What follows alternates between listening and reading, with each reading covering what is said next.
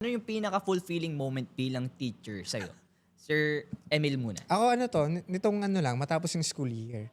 Kasi may nagsulat sa akin ng letter, mother ng aking student. Wow.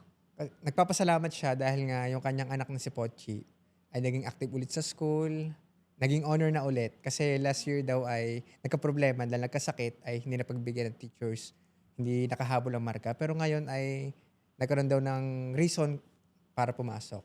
At para sa akin, parang dahil ng mga bata, nakikita ko yung purpose ko as a teacher na Oo. hindi ko pala kailangan maging magaling. Yeah. Hindi ko alam makapagmagalingan sa kanilang lahat. Ang kailangan ko lamang ay magabayan ang mga bata sa tama. Malasakit.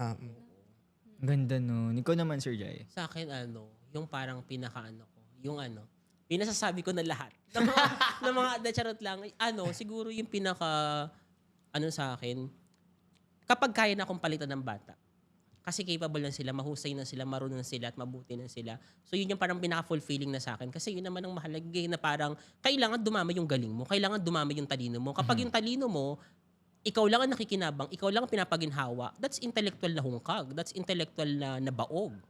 That, diba? Sa parang kailangan, the goal kung bakit tayo nagtuturo, para dumami yung talino sa tao at yung tao, gagamitin nila yung talino nila, yung husay at talent nila to improve the human conditions. At yun naman yung sole purpose ng education. Right. So, yun yung, yun yung fulfilling sa akin kapag marami na yung kaya na akong palitan kasi mas marami na yung kayang gawin, yun na yung offer ko din ng mga bagay sa mundo.